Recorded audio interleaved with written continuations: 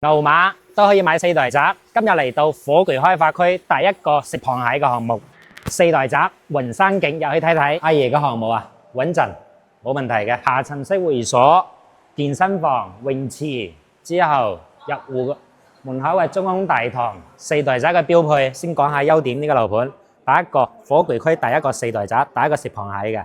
第二個佢嘅得房率非常之高，突出嚟呢個89方嘅。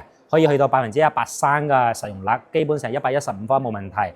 第三個嘅話，我依家企喺南邊，東南西北面，佢全部可以睇到山景嘅，景觀視野非常之靚嘅，冇問題嘅。當然缺點都好多。第一個，我啱先過嚟嘅時候，周邊乜撚都冇。第二個，前邊呢一嚿地原本咧係中學用地，依家都喺度繼續畫緊餅。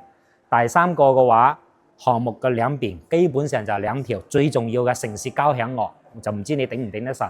當然呢個項目總結一句，呢個樓盤佢成功拉低咗中山四代閘嘅門檻，咁令到我哋啲打工嘅牛馬咧都可以上車四代閘。畢竟中山嘅四代閘係目前成個廣東嚟講，佢係最大膽嘅產品。你得閒去睇下廣州，睇下珠海兩梯六戶。第二個呢個樓盤嘅話，佢周圍嘅環境擺喺度，我估應該好多香港嘅同胞會翻嚟嘅。因為依家香港同胞睇城區嘅四代閘嘅時候咧，會涉及到一個總價高嘅問題，所以唔單單我哋自己嘅牛馬，而且香港嘅同胞佢都可以翻嚟，同樣享受到呢個最新嘅四代閘嘅產品。如果大家有興趣嘅，可以預約波仔，到時候過嚟睇一睇。